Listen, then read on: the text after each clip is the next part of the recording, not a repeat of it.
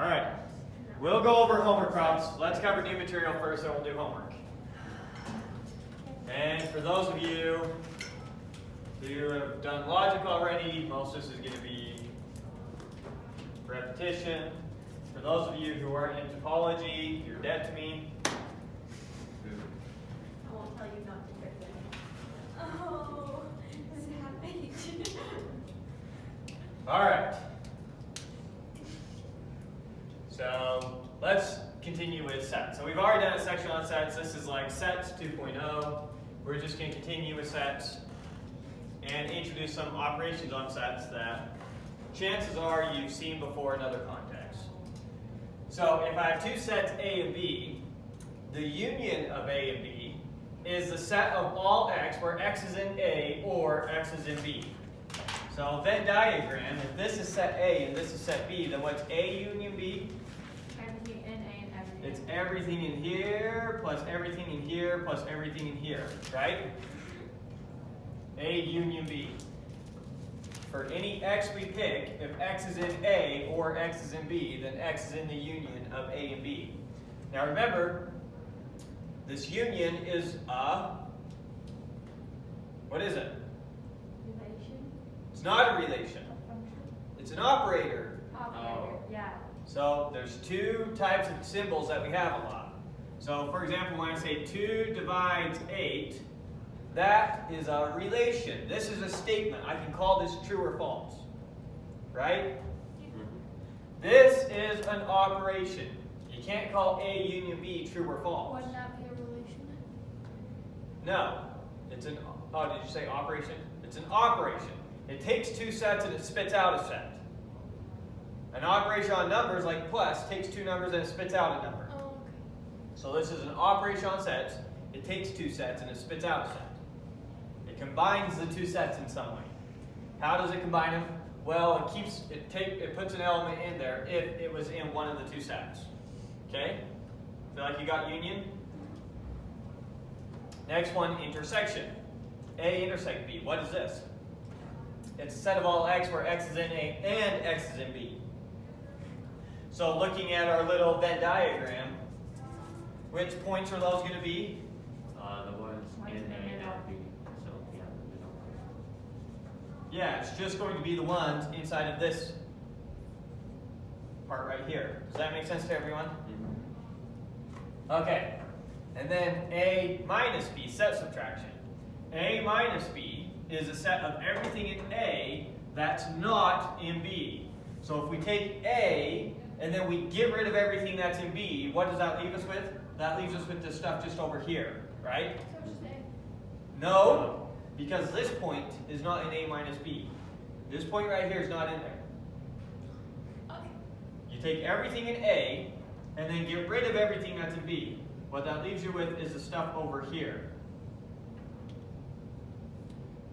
Make sense? Yeah. Okay. And then we call this one the symmetric difference. I don't think we've seen this one. You haven't seen this one before. So this is everything in A that's not in B unioned with everything in B that's not in A. So it's everything that's in A and not in B, and everything in B that's not in A.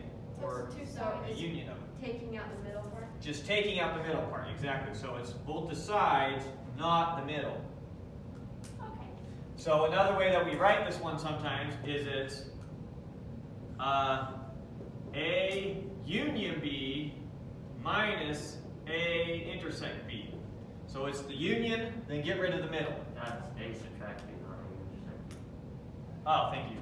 A intersect B. So everything in the union, subtract the middle.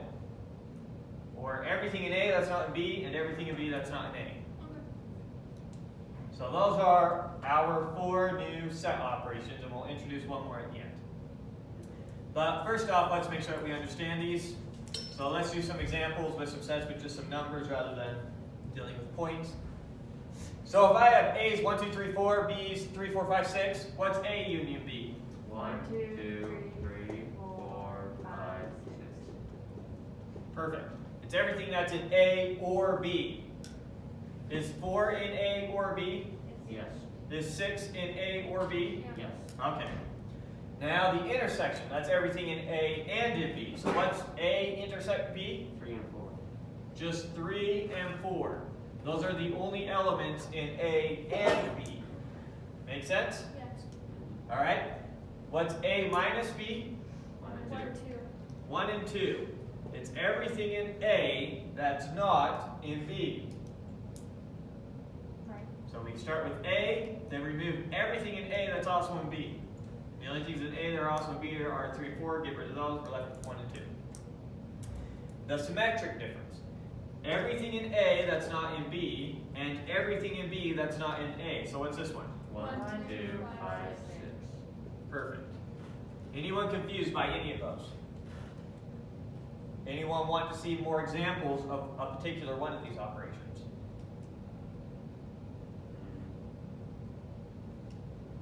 Okay. Then we'll move on to some basic theorems about sets. A union B is equal to B union A.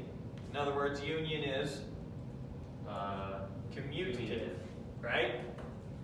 A intersect B is equal to B intersect A. Or in other words, intersection is commutative. A union B union C is equal to A union B union C. Or in other words, it's associative. Same with the intersection. We good so far? What's this symbol? No, The empty set, the set with nothing in it. So if I take A and I union it with a set containing nothing, I just get A, right? If I take everything that's in there or in there, that's just the stuff that's in here. A intersect the empty set, that's everything that's in here and in here. What's everything that's in both those? Nothing's in both those. So the set of everything that's in both those doesn't have anything in it. Good? Yeah. Hey, wait, can you go through that again? So how'd you get A? Okay, so when you combine it together with the M set, then you just get the set, because the M set has nothing in it. Right, so this is a set of everything that's in A or the empty set, Right, and it'd just be A. which is just A. This is a set of everything that's in A and in the empty set, Which is just M set. Okay, which is nothing. right. This is the set of nothing, right? Because there's nothing that's in both those. So it's the set containing nothing or the empty set. Good? All right. And then these two are probably the least intuitive. So everything that's in one of these is more intuitive than the other. Let's see if we can pick that one first. Is it this one? Everything that's in A and in B or C is everything that's in A and B or in A and C. Kind of? It's not put. Will you go over again? Everything that's in A and B or C. So let's draw 3 sets up here real quick. So here's A, here's B, here's C. So we're looking at A intersected with the union of B and C. So what's the union of B and C? That's all of this, right? And now we're going to intersect that with A. What does that leave me? Middle. That leaves me this piece, and this piece. Okay? This is A intersected with B or C. It's everything that's in A and in B or C. Everything in A and B or C. Which is everything in A and B, this and this, or in A and C, this and this. So if it's in this and this, or this and this, then it's in those. You see how it's the same? Now let's do the one above it. A union B intersect C. So once again we got our A, we got our B, we got our C. So everything that's in A or B and C, what's that? So it'd be in between a common one. Yeah, so let's start with B and C. What's that? That's going to be this one, right? Yeah. So we're taking everything in B and C, and then we're unioning it with A. You see that? It's in A, or it's in B and C. Now let's look at it this way. That's everything that's in A or B and A or C. So we take A or B, intersect it with A or C, and that always leaves us everything in A plus this piece. Alright. Is B and C in A or B is everything in A and everything in B, right? That's this, A or B. A or C is everything in A and everything in C. Now we're doing the intersection. What's in both those? What's in A or B and A or C? A? A is, but so is this middle part over here. Is this middle part in A or B? Yep, so is the rest of it. Is this middle part in A or C? Oh. So it's in both. Got it. It's got to be in both. So there's Venn diagram pictures, and then we can prove any of these that you want. So pick one. It'd be nice if you could prove 6 or 7. 6? Yeah. Alright, so proof that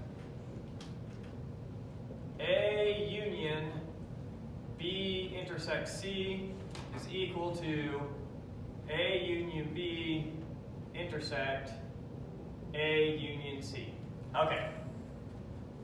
I'm not going to do a very verbiage proof. I'm not going to have a lot of words. I'm just going to treat it like an algebraic expression, okay? So I'm not going to say, let A, B, and C be set such that blah, blah, blah, blah, blah. We're just going to start with this and keep manipulating it until it looks like this. You with me? Yeah. So let's see. So A or B intersects C. What is this equal to? This is equal to A union, the set of all x, such that x is in B. This one we interpret, what do I write here? Or. And x is in C. Right? The intersection of B and C is Oh, everything that's that's in right. B and C. Okay. Okay? So now, when I union it with A, what does this give me? Then this is a set of all x such that x is in A or x is in B and x is in C. Okay. Now notice, x is in B, that's just a what? It's just a statement. It's true or false. These are all Boolean values. We just do Boolean algebra now. X is in C, that's just something that's true or false. That's just something that's true or false. That's just something that's true or false. So we can apply Boolean algebra. So if I think about this in my head, roughly as, we'll do some scratch work over here, A and B or C, we know how to distribute an and across an or. We already proved that that's the same It'd be thing opposite, it'd be as A or B and A or C. No, you Yeah. got it wrong. It's A or. Oh, B and C. thank you. So or and or no, sorry. Or and or. Okay. So this we've already proved. If you have A or B and C, then you have A or B and A or C. This is what we proved way back when we did logic, right? Yeah. So I'm just going to use this exact rule from logic. I have A or B and C. This time I'm talking about them as The A, B, and C I'm referencing are not the same thing as these, right? I probably should have said X, Y, Z. Yeah. Sorry. But then we have an X already over there. We'll use little a, little b, little c. Little a, little b, little c, little a, little b, little a, little c. So A in our case is a proposition that X is in big A, right? This is something that's either true or false. This is something that's true or false. This is something that's true or false. Therefore, when this is true, this is true. And when this is false, this is false. They say the exact same thing. So this is then the exact same thing as, I'm going to indent a little to make sure I have enough room. The same thing as a set of all X such that X is in A and X is in B, or X is in A and X is in C. Yeah. Just using this exact rule of logic. Wait, what? No, the and is in the Your middle. ands isn't and your it? ors are switched. My or should be inside and my and should be outside. Yeah. If I keep doing that. Thank you. Or and or. Good. So if X is in A or X is in B and C, then we know that X is in A or B and X is in A or C. It's just like distributive property. Right. So what does this mean? I mean, we could rewrite this like this. This is a set of all X such that X is in A union B and X is in A union C, right? Yeah. And then we're anding these two together, so this is equal to A union B and A union C.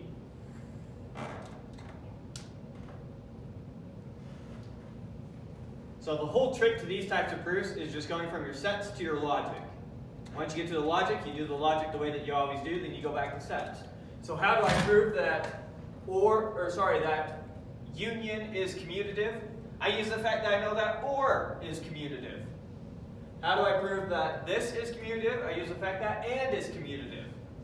How do I prove this one? I'm using the fact that or is associative, using the fact that and is associative, distributing or over an and then here we distribute an and over an or. You see the parallels? Yeah. So you can just build set theory with logic, which is obviously what we do in set theory. So any questions about any of those? Do we prove these on our homework or no? Yeah, you prove all of them. All of us. Every single one. You want And I to- make you prove it both ways too, just to see if you do it. Both ways. Exactly, it doesn't make sense. If you show them that this is equal to this, you've shown that this is equal to this. Yeah. Right. But we'll see if you fall for it anyways. No warning.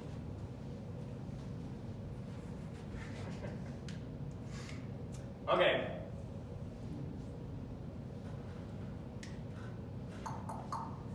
So we're good with all these, or do we need to see another one? Did we see 5? You want to see 5?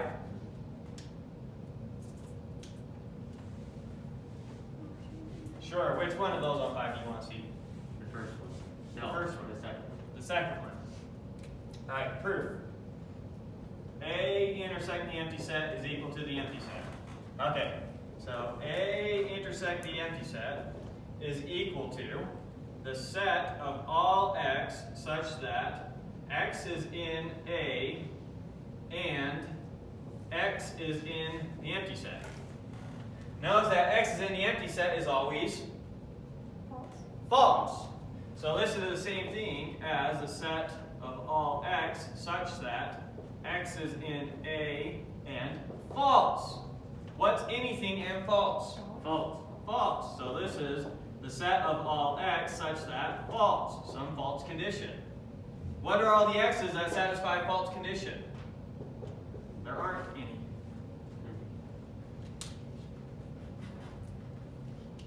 Okay? Good, good, good. Ready to move on? Yeah. Okay. Next theorem is a pretty intuitive one, especially if we draw a picture real quick. So let's draw a Venn diagram real quick.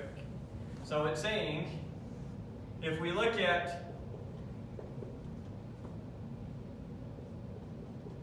you remember that this is a cardinality of a set. It tells us how many things are in there. If I count everything that's in A, and I add that with everything that's in B, notice, so I count everything in A, and I count there's 10 things in A. And then I count everything in B, and I count that there's 12 things in B. Notice that the danger of trying to count all the objects is I'm going to count everything in here twice. Right. You see the danger? Yeah. So when I count everything in A plus everything in B, that's equal to everything in A or B, and then everything in A intersect B, because we're going to accidentally count the intersection twice.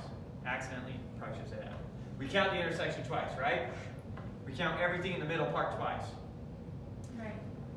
So does it make intuitive sense that this is the same as this? Okay.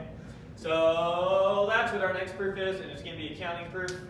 Oh, I guess I had the Venn diagram down here.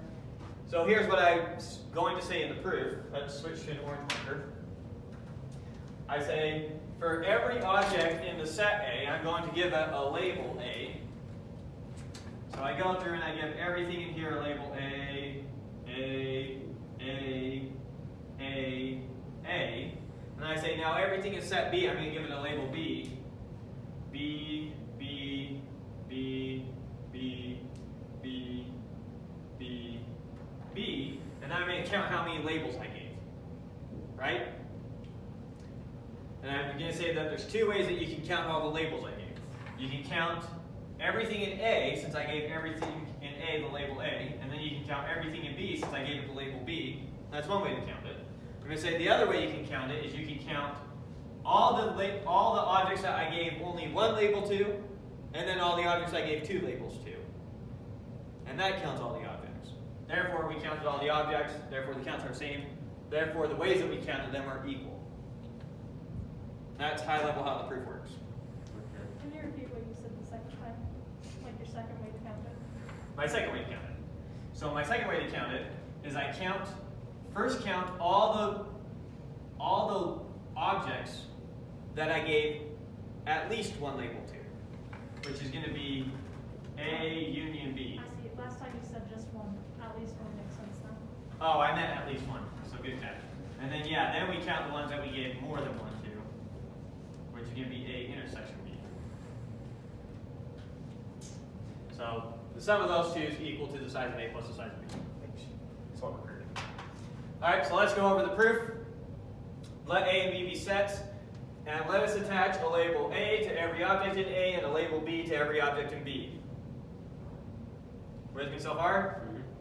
The question that we're trying to answer in our counting problem is, how many labels have we assigned?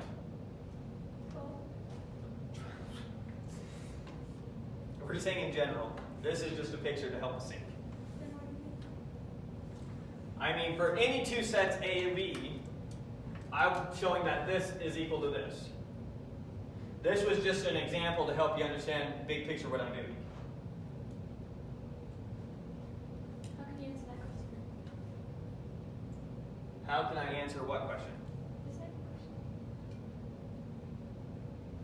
question. If A and B are sets, then if we count everything in A and we count everything in B, that's the same thing as counting everything in A or B, Yeah.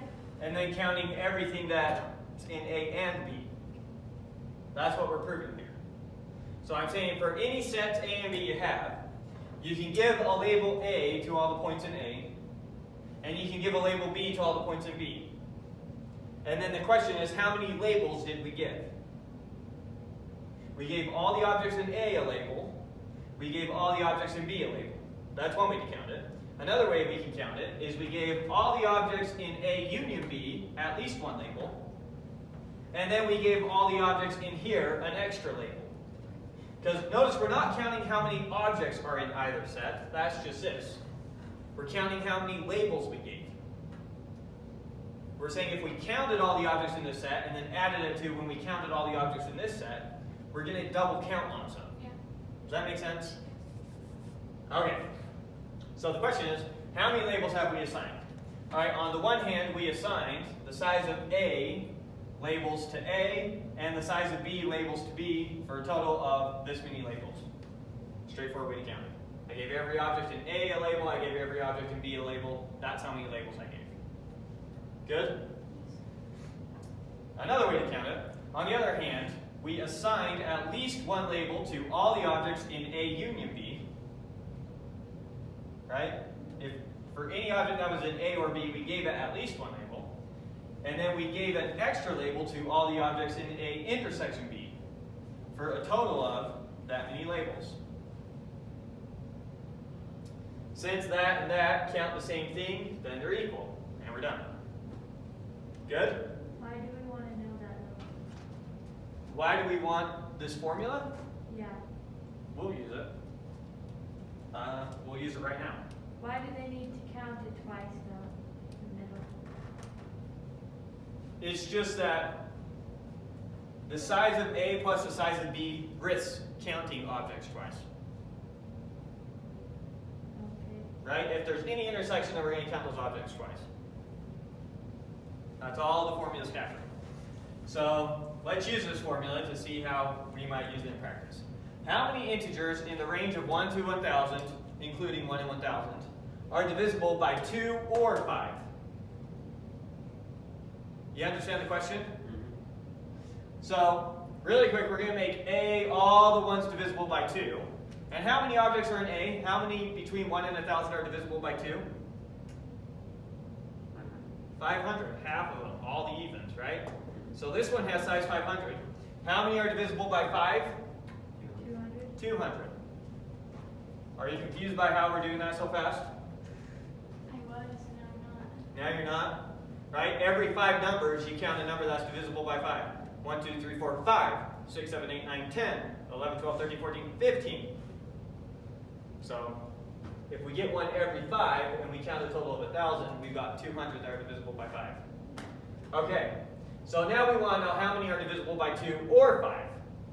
Well, that's this question. That's the size of A union B. In other words, we don't want duplicate numbers. We don't want to count the same number twice. I just want to know how many are in this set or this set, right? Yeah. So the size of this is equal to the size of A. What's the size of A? 500. Plus the size of B, 200. Minus now, how many are divisible by 2 and 5? What does a number have to be divisible by if it's divisible by 2 and it's divisible by 5? 10. It has to be divisible by 10. So how many are divisible by 10? 100. 100. Which is equal to 600. There we go. There's 600 numbers between 1 and 1,000 that are divisible by 2 or 5. Wait. Yeah. Oh, okay. That's what I was reading. So there's a way to count something like this. And that formula is very useful in that case. Because when you start counting ors, sometimes your intuition bells on you. Oh, no, you made it. Yeah, that's fine. Huh? I wrote this formula, but I moved this to the other side. That's good, I should have specified that. Okay, continuing to another definition, what it means for sets to be disjoint. So if A and B are sets such that their intersection is nothing, or in other words, they don't have any objects in common, then they are disjoint. Good? So far, so good? Now, if we have some sequence of sets, A1, A2, all the way to AN. So if we have this collection of sets, I guess I call them. So if we have this collection of sets such that every pair is disjoint, so no matter what 2 pairs you pick, they don't have any objects in common, then we say that the entire collection of sets is pairwise disjoint. Let me try and say that another way for those of you who want more mathematical notation and less words. So, sets A1, A2, all the way to AN are pairwise disjoint, provided that their intersection is empty for any I and j between 1 and n. And we make sure that j is not equal to I, so you're not picking the same set twice. So pick any two sets, I and j. Pick any two of these sets. Whatever the subscript is on those two sets, call the smaller one I and the bigger one j. If their intersection is empty, then we set their pairwise disjoint.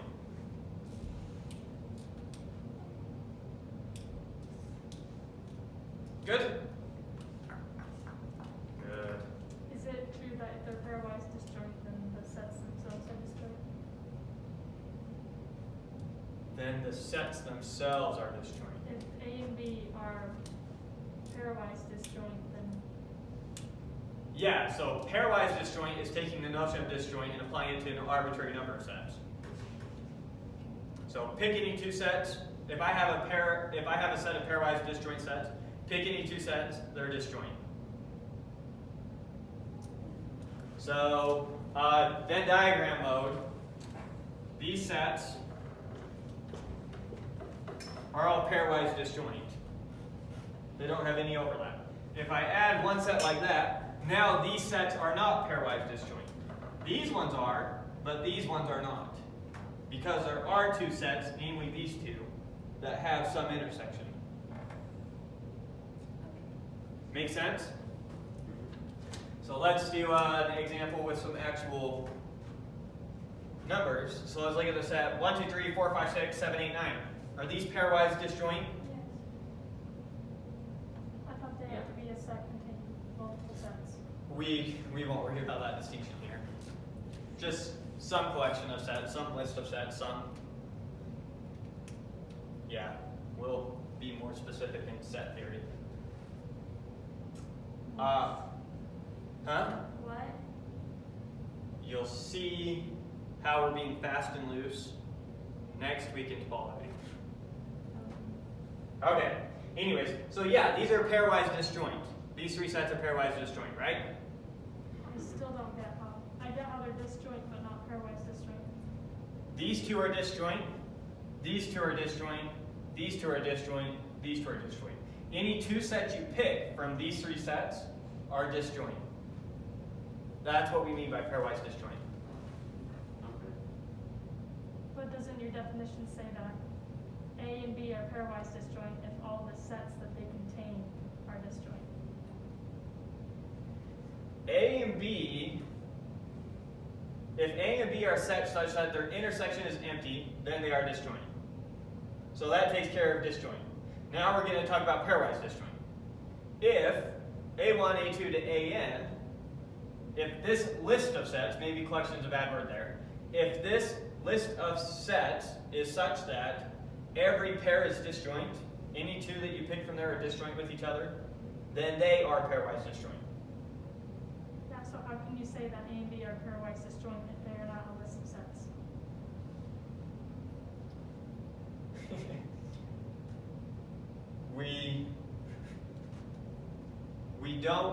We're not requiring you to put them in a list to talk about a list of sets. Okay, then a set of sets. Right, we're not requiring you to put them in some external collection. Although, in set theory, we will. In other words, we're not requiring that level of specification. So we have three sets. Any number of sets that you have, if for any two they're disjoint, then we're calling them pairwise disjoint. Good? Yeah. We don't require them to be in some external container But to if talk about that. there was a 3 and B, then A and B would be just pairwise disjoint. Right, so now if I come to C and I put a 1 in here, now those three sets are not pairwise disjoint. Okay, maybe it'll help if you specify the difference between disjoint and pairwise disjoint. Disjoint is talking about two sets, and only two sets. Pairwise disjoint is talking about an arbitrary number of sets. Okay. So they're basically the same. They're almost the same thing. So these three sets are not pairwise disjoint because A and C are not disjoint. But A and and B are disjoint. A collection of sets is pairwise disjoint if any combination of two sets is disjoint. Okay, so If any pair of sets you pick are always disjoint with each other, then the whole collection is pairwise disjoint.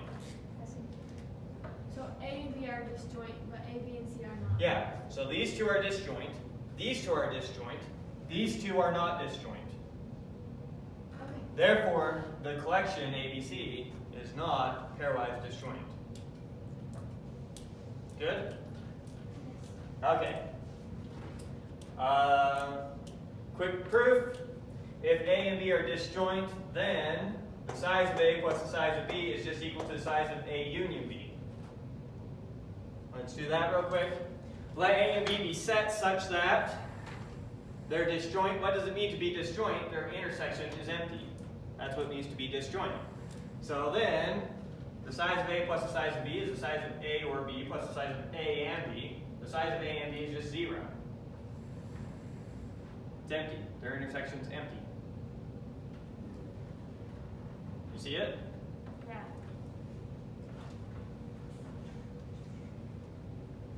We know that this formula is always true, but since the intersection of A and B is empty, then the size of this is just 0. Oh, okay. And so we're just left with the size of A plus the size of B is the size of A union B. So in other words, we're talking about in the special case where your sets look like this, they don't have any overlap, then what is A union B? It's all these points and all these points, right? So the size of A plus the size of B is equal to the size of A union B in this case, when they have no intersection. That's what we're proving. Okay. Last thing for sets, the Cartesian product. The Cartesian product of A and B is a set of all ordered pairs, A, B, where the left-hand element comes from the left-hand set, and the right-hand element comes from the right-hand set. So let's go over examples and then back to definition, and I think you'll completely understand it. So let's say A is a set 1, 2, 3, and B is a set 4, 5, 6. Then the Cartesian product of A with B is 1 with 4, 1 with 5, 1 with 6. That's all the things we can pair 1 with. 2 with 4, 2 with 5, 2 with 6. That's all the things we can pair 2 with. 3 with 4, 3 with 5, 3 with 6. That's it. Notice those are all the ordered pairs you could make if I require that you choose your left-hand element from here and your right-hand element from here. You can only make these 9. That's it. So the Cartesian product is a set of all the ordered pairs that you can make when your left-hand element comes from the left-hand set and your right-hand element comes from the right-hand set. Make sure you understand that A cross B is not the same thing as B cross A. So the Cartesian product is not commutative. B times A, what does that give you? 4 goes with 1, 4, 2, 4, 3, 5, 1, 5, 2, 5, 3, 6, 1, 6, 2, 6, 3.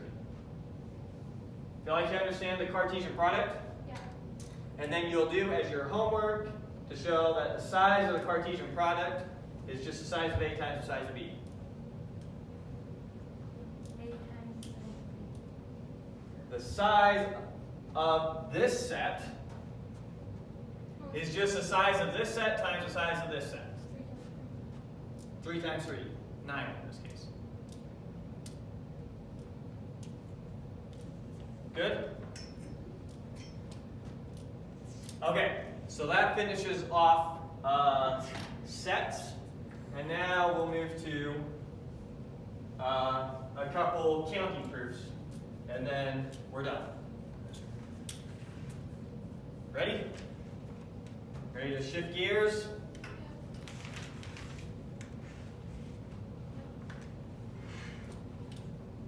Okay. So, next we're going to do a counting proof. We're going to prove that 2 to the 0 plus 2 to the 1 plus 2 to the 2 plus 2 to the 3 all the way to 2 to the n minus 1 is equal to 2 to the n minus 1. Oh, I don't know if I'm off the camera. Not yet, but we will be soon. Let's just move it.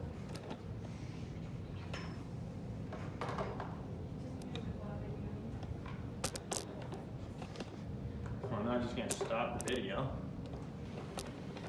I don't know what you said. No, Stafford's watching that one. Yeah, Stafford's going to watch this one, at Hi, least. Stafford. Okay. So let's continue. Okay, so let's see an example of this. So pick an n for me. 3. 8. 3. How about we do 5? So we're going to do 2 to the 0 plus 2 to the 1 plus 2 to the 2 plus 2 to the 3 plus 2 to the 4 is equal to 2 to the 5 minus 1 is what the proof is saying. So let's check it. What's 2 to the 0? 1 plus 2, plus 4, plus plus 16. is equal to 31. 31. Let's check Wait a it. minute, how did you get 31? 32 minus 1. How is that 16 times 2. 3? Good? Okay. So let's see. 16 plus 8 is 24. What is going on? 16 plus 8 is 24. Plus 4, I'll give you a hint, is 28. Plus 2, 30, 31. Hey, it worked in that special You're case. saying- We're saying it's true in general. Okay. With 2 For- as the base, right? Yeah, for 2. I'm saying pick any natural number n you want. This equation is always true. N has to be a positive integer because you can't pick 0. Because we can't do 2 to the negative 1. Right. Did you just say 2 to the negative 1 is negative 1? No, in algebra, when we have 2 to the negative 1, that is 1/2. Look, I'm saying if you put a 0 there. If you put a 0 here, then you have to put a negative 1 over here. And 2 to the negative 1 is not 0, which is what you get over here. So n has to be a positive integer. That works. Okay. So, how are we going to work out this proof? First off, what does 2 to the n count? We know what this counts. 2 to the n counts.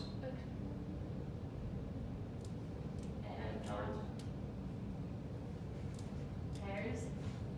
Now, if I have a set 1, 2, 3, all the way up to n, 2 to the n is all the possible subsets. It's how many subsets I can make from this set. We proved this last time, right? Because for each subset, I ask myself n questions with 2 possible answers. So the question I ask for each subset is, do I include 1? Yes or no? Well, we'll include 1. What about 2? Yes or no? No for this one. 3, yes or no? Etc., etc. So for each subset I'm constructing, I have 2 to the n ways to construct it. So there's 2 to the n possible subsets. When you're doing it with itself, right? Yeah. I don't know what you mean with this out. There's 2 to the n possible subsets of this set. Right. Make sense? So what we're going to say then is 2 to the n minus 1 is going to be the count of all non-empty subsets. Because there's only one empty subset, the empty set. Right? Are we losing track of what we're talking about? Let's do a simple example with the set 1, 2, 3. What are all the subsets of the set 1, 2, 3? We can have the empty set, we can have the set containing 1, we can have the set containing 2, we can have the set containing 3. That's a 3, you just don't know it. Set containing 1, 2. Yep, set containing 1, 2, 1, 1, 3, 2, 2, 3, 2, 3, and 1, 2, 3. And there better be 8 of them, otherwise we did something wrong. 1, 2, 3, 4, 5, 6, 7, 8. Okay, we got them all. So, if in this case, n was 3, right? We went 1, 2, all the way up to 3. So n equal to 3. There were 2 to the 3 possible subsets.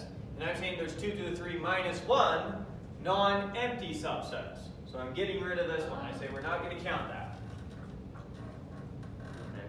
You with me so far? Yes. So 2 to the n minus 1, I'm going to say that this counts all the non-empty subsets. Now I need to come up with a way that this is counting all the non-empty subsets as well. Here's the way I'm going to say it. I'm going to say 2 to the k.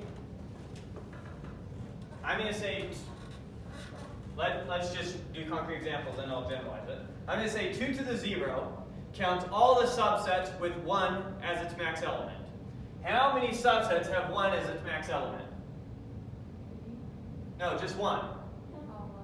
This doesn't have 1 as its max element. This doesn't. This doesn't. This doesn't. This doesn't. This doesn't. So there's only one set that has 1 as its max element. And I'm saying this is going to count all the sets that have 2 as its max element. How many have 2 as its max element? 1. This one and 2, think. this one. 2 and 1, 2. These are the only 2 subsets that have 2 as their max element. And I'm going to say 2 to the 2 counts all the subsets, all the sets that have 3 as their max element. Now, it doesn't work here because n was 3 and we can only go up to n minus 1. But if we did have a set that went on forever, what would all the sets that have 3 as a max element look like? It'd be this. 3, 1, 3, 2, 3, 1, 2, 3. It would be these 4 sets. You with me? Yes, yeah. So that's how I'm going to do it. So, what if I wanted all the sets that had 4 as their max element? Have 4. How many are there? 8. There's 8, or 2 to the 3. How does that intuitively make sense? What am I saying? I'm saying I'm going to take a set, I'm going to force 4 to be in there, and then how do I finish it from there? I look at all the subsets of 1, 2, 3, and any subsets I can, oh, they're right here. Here's all the subsets of 1, 2, 3.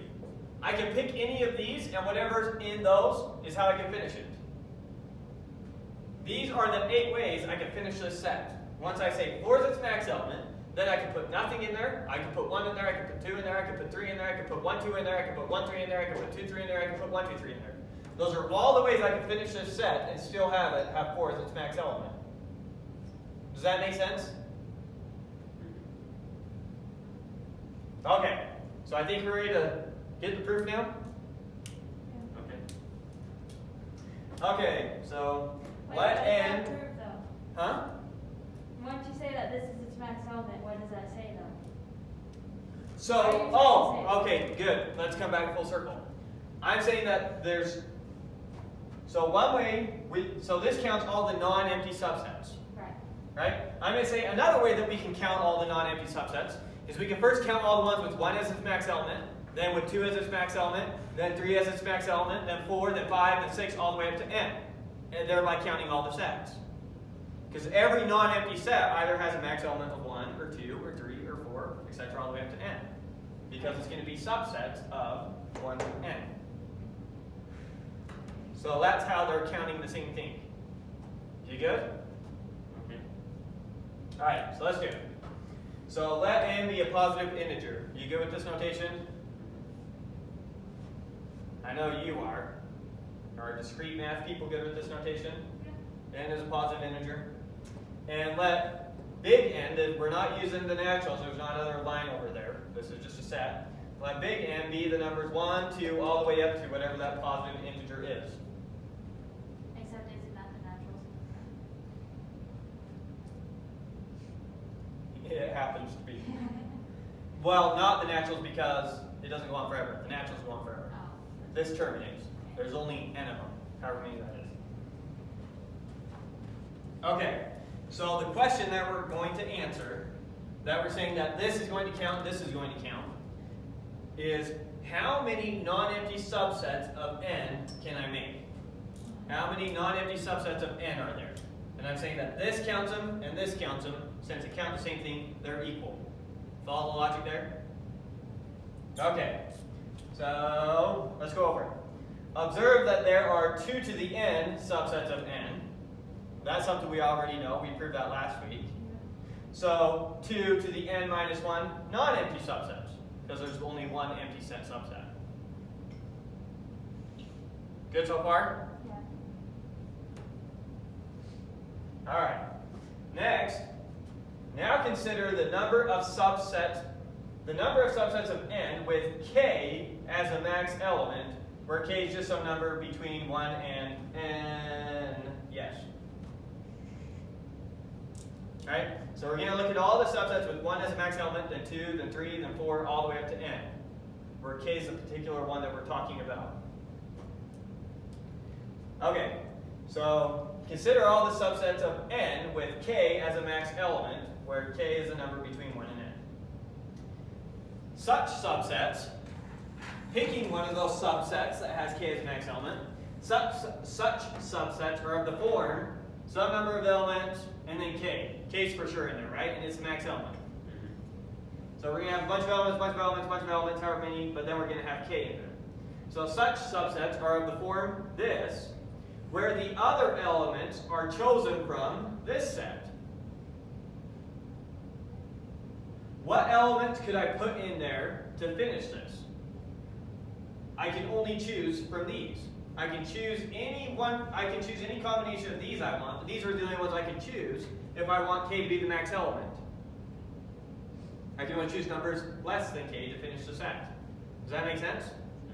So the number of ways I can finish this set are the number of subsets I can get from this. Take a subset of this, add those elements to this. That's all the possible ways I can finish this set and have k as max element. So that's what I'm going to say next. Since there are 2 to the k minus 1 ways to finish filling the subset with k as its max element,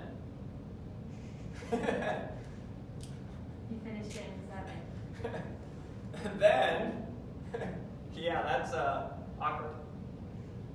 Comma. Then, summing over the max element, we get the sum from k equals 1 to n non-empty sets. Oops, I leap from this notation to this notation. Is that bad?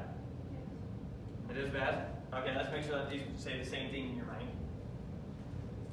I'm just being lazy. But you need to get comfortable with this anyways. So, what is the sum from k equals 1 to n?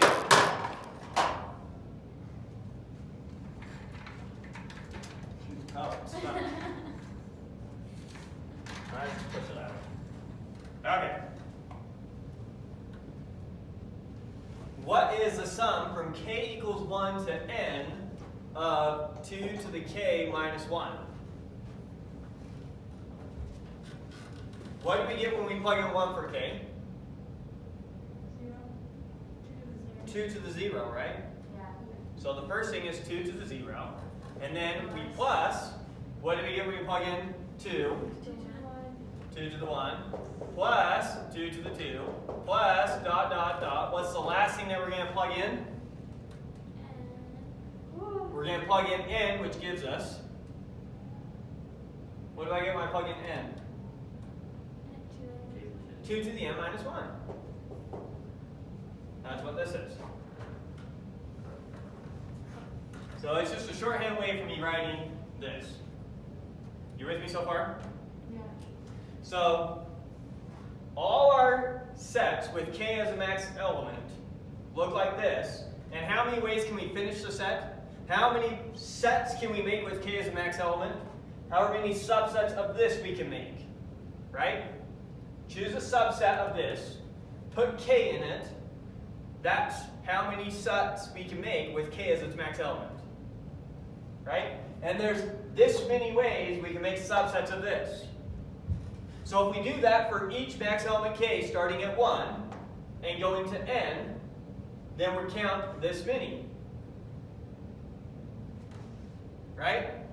This many with 1 as a max element, this many with 2 as a max element, this many with 3 as a max element, all the way to this many with n as a max element. You follow that?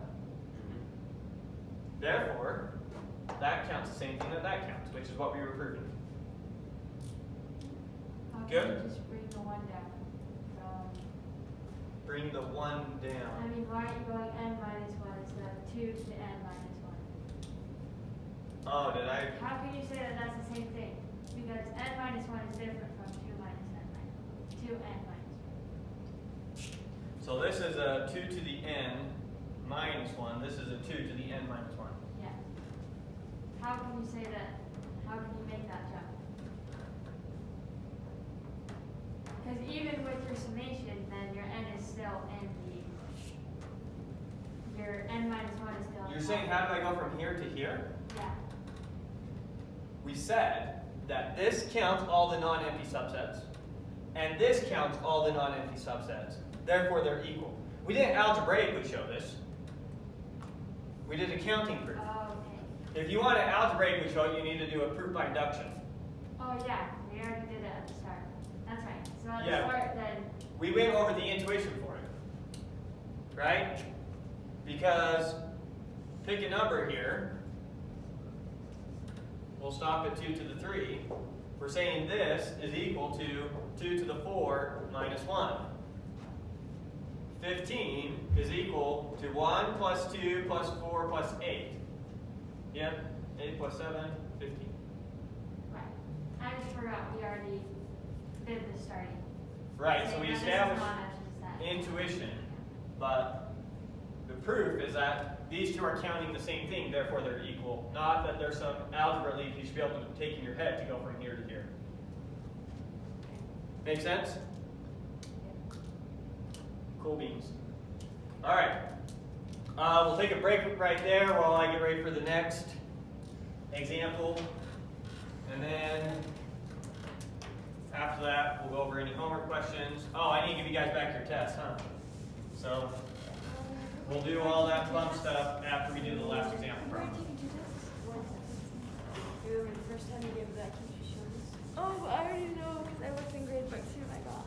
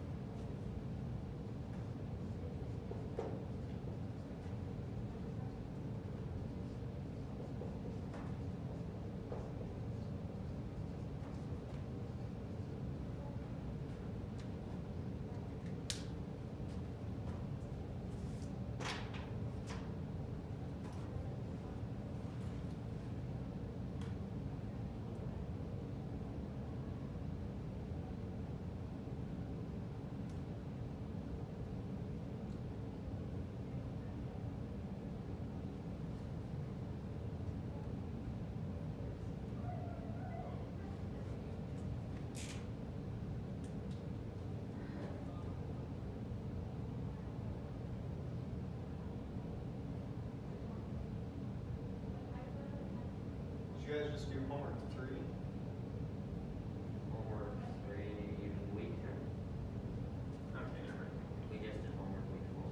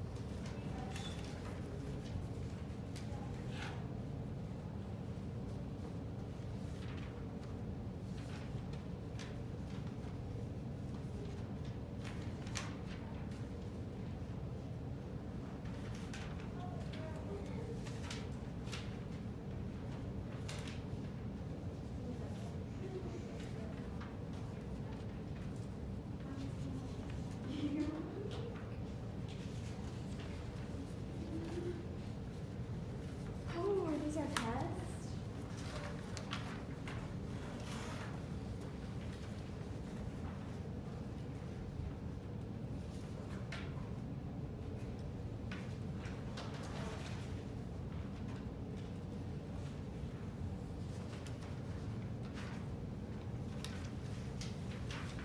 I thought we were supposed to write it in a different minute.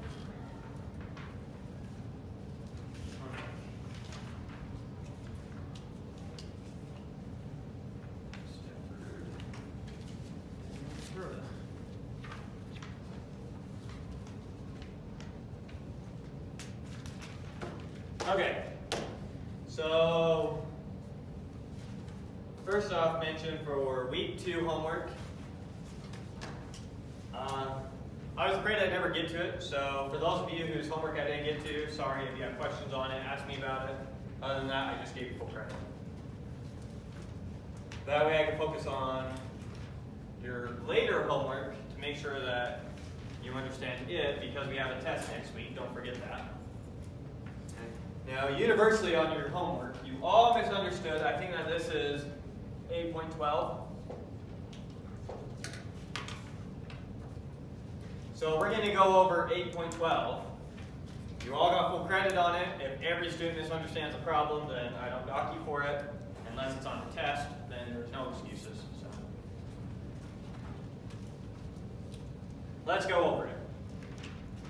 We all looking at 8.12, ready to go? Because this problem is on the test, I think. All right, so A was, how many social security numbers are there possible? Now you all read that social securities can start with 0 digits. And you all thought that that meant, oh, so the first 3 digits can be zeros. No, any of the digits can be zeros. No restrictions. What they're saying is, don't apply your knowledge about actual social security numbers to solving the problem. Just think about it as a 9-digit number. It can be any of the digits 0 through 9. That's what I'm saying. Okay, so now with that knowledge, how many possible social security numbers are there? 10 to the power of 9. 10 to the power of 9, right? A social security number is a 9-digit number. 1, 2, 3, 4, 5, 6, 7, 8, 9. We have 10 options for what digit to use there, 10 options for what digit to use there, 10, 10, 10, 10, 10. So 10 times 10 times 10, 9 times, or 10 to the 9. Is there anyone confused by the 10 to the 9 answer? No. Okay, next question. How many of those are even? 10 to the power of 8 times 4. What? Yeah. No. The answer is half of them. 1/2 10 to the 9, or 5 times 10 to the 8. Why does half of them I have did. You have 10 options for this digit, 10 options for this digit, 10 for this, 10 for this, 10 for this, 10 for this, 10 for this, 10 for this, but only 5 for this. It has to end in 0, 2, 4, 6, or 8.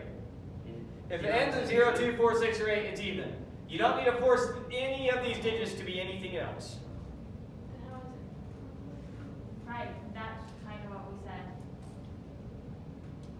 Well, what was your answer again? That's what we I said said when, 10 to the 8 times 4 because I forgot. We were on the right thought process. yeah. Oh, 10 to the 8 times 4. Once I heard the 4, I knew that's just weird. Okay. Makes more sense. You forgot the 0 probably? Yeah. Okay. So yeah, you had the right thought process. 5 times 10 to the 8. Any questions on this one? Okay, how many have all even digits? 5 to the power of 9. Yeah. 5 to the 9. We require this to be 0, 2, 4, 6, or 8. This to be 0, 2, 4, 6, or 8. So 5 options, 5, 5, 5, 5, 5, 5, 5, 9 times. 0 even. I don't know, let's check. 2 divides 0. 2 times 0 equals 0. Ah, yep. Even. Okay. Okay. Yes, we want the integers to have the property that every integer is either even or odd. It's a very nice property. Okay. Next. How many are the same front as back? 10 to the power of 5. 10 to the 5. Yeah. How did you get that? We already came up with this, just by 9s. Yeah. You have 10 options for this, 10 options for this, 10 options for this, 10 options for this, 10 options for this. But now, this one has to be the same digit you picked here, so you only have one option. This one has to be the same one you picked here, so you only have one option. This one has to be the same one you picked here, so you only have one option. This one has to be the same one you picked here, so you only have one option. That way they read the same front and back. Does that one make sense to everyone? Yeah. Okay. How many have no 8s? 9 to the power of 9. 9 to the 5. I don't know why I said that. 9 to the 9. Is that what you said? Yeah. Yeah. Yes, Why 9 to is 9. 9 to 9? I can choose any number I want here, except 8. I can choose any number I want here, except 8. I can choose any number I want here, except 8. So I have 9, 9, 9, 9, 9, 9, 9, 9 options for all 9 slots. 9 times 9, 9 times. 9 to the 9. Right? Okay. How many have at least one 8? 10 to the 9 minus 9 to the 9. 10 to the 9 minus 9 to the 9. Right? How is she getting that? Yeah. She's saying, take all the social security numbers, now get rid of all the ones that don't have any 8s, and what are you left with? The ones that have at least one 8. So here's all your social security numbers, 10 to the 9. Now get rid of all the ones that don't have any 8s, that's 9 to the 9. And what are you left with? The ones that have 8s in them, at least one 8. Does that make sense? Is there something weird about that? Oh, wait, now we Now you get it? Knew we were doing something. Yeah, make sure, quick, in your intuition. Your salt. Okay, now how many have exactly one 8? 9 to the power of 8. 9 to the power of 8? She says 9 to the power of 8. I got 9 to the power of 9. So either I got a mistake or you got a mistake or we both did. How did you get 9? So let's think through this one. That'd be how many no 8s 9 to the power of 9 is 9. Now we're telling. Yeah. I've got 9 to the power of 9. Or have exactly one 8. Uh-huh. But then 9 Same slots with no like is 9 Doesn't options make for each sense. slot and then 1 option for one of them. That one option was the 8, and then all the other 8 slots. Will make it make sense. I'm pretty sure I'm right, so here's the solution. So we have 9 slots, 1, 2, 3, 4, 5, 6, 7, 8, 9. How many social security numbers have one 8 right here, and then all the rest are not 8? Yeah, 9. 9 to the 8. I have 9 options for this, 9 options for this, 9 for this, 9 for this, 9 for this, 9 for this, 9 for this, 9 for this. 9 to the 8. Okay. Right? Now how many have exactly one 8 here with no 8s anywhere else? 9 to the 8. Another 9 to the 8. Now what about when I put the 8 here? Another 9 to the 8. So I'm going to do this 9 times. So I have 9 of these. So I have 9 to the 8s, which is equal to 9 to the 9. Okay. What? That's cool. Okay. That's weird. That's weird? Yeah. Yeah. Why is it weird? It feels weird. So what were you thinking on 9 to, oh, 9 to the 8, you were just counting one of these. Yeah. That's, You're saying pick an 8 to go somewhere. There's only one way you can do that, and then fill in the rest 9. Pick an 8, that's one. Pick a spot for 8, there's 9 ways you can do that. Then finish filling it up. There's 9 to the 8 ways to do that. So you need to pick the spot for the 8, is where the other 9 comes from. So one way to choose 8, 9 ways to choose its position, And would the 9 to the answer- 8 ways to finish filling it up. Would the answer 9 times 9 to the 8 be good too? Yeah, Is that- I would have been fine with that. I would have been fine with 9 to the 9. Yeah, I'm sure there's other ways of thinking about this. She just happened to think about it the same way I thought about it, so I'm not going to give you another way to think about it. Unless one of you guys had a way. Alright, so that was that homework problem. So make sure you all understand it. That way I don't have to give you 0 on the test. Look over real quick your test, your homework, see if there's any questions you have for me. But I think that's it for new material. There was one more proof I was going to do, I just decided not to do it. I decided that the benefit of going through it doesn't outweigh the cost of how long it would take. So it's in your book if you care about it, but it's not something that's going to help you in future material. It was just giving you another example of a counting proof. This problem?